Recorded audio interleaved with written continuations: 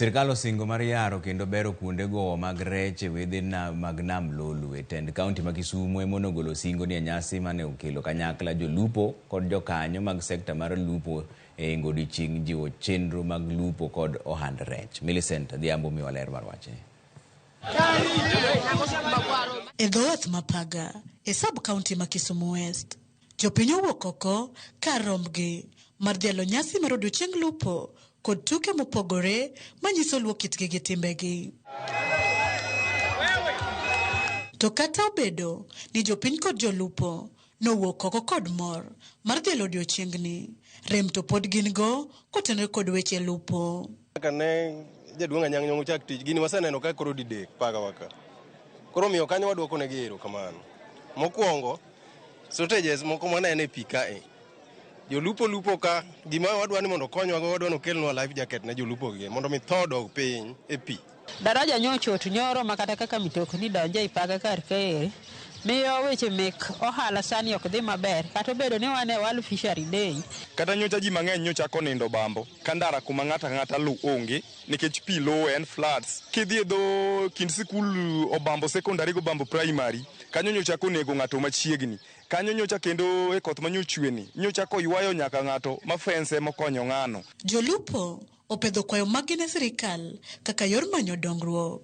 En oula magada joma biro welo mabiro sani owinjo matek kuma gilu onge nikech ndara ok lure pi opong'o ndara kiwe wang' ndara matindi ling'ori e bugo koro konywa uru kapok tho moro amora otimore uri ni ka ng'ato osetho kore kudwa ni mondo ukony mondo wan bende gik mwayudo kaka rech ka nyalo transportation obed maber. Rech be sani koro dok chien. Aneno ka agombo ni mondo kaunti omed konyowa gi tong rech, omed konyowa gi rech matindo mag fingerlings mwanyalo keto e cages ma wan go ka. Nikech mane gima kwatimo to biro miyo wa mapato baadaye. Tend kaunti ma Kisumu osingo mar loso apeini bero kuonde go mag rech kod kuonde keno kaka yor bero chenro mag lupo. Kaka national government, we have been working very closely with the county government, especially of Kisumu and the rest in the riparian areas, to improve the landing sites. That is going to improve the way the fish is landed after the fishermen have really taken a lot of efforts in the lake to bring the catch.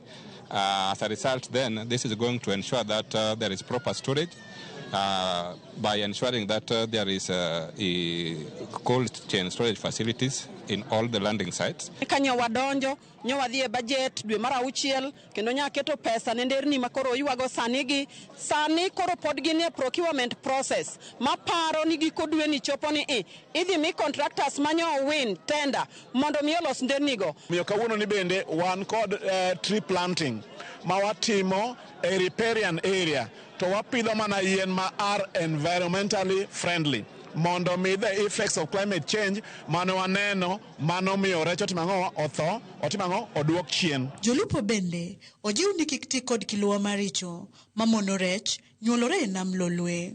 Wakwayo jolupo ni kata kudhi lupo to tiuru gi net mok mi wamak rech matinda ahinya ni mar kamano timore to koro wa biro miyo rech manie nam dok mathin kabisa. Nyasi makama bende omiyo jolupo thuolo mar yudo tiegruok e wi kaka ginyalo timo kungo makare manyalo konyogi. Millicent Adhiambo, Ramogi TV, Paga, Kisumu County.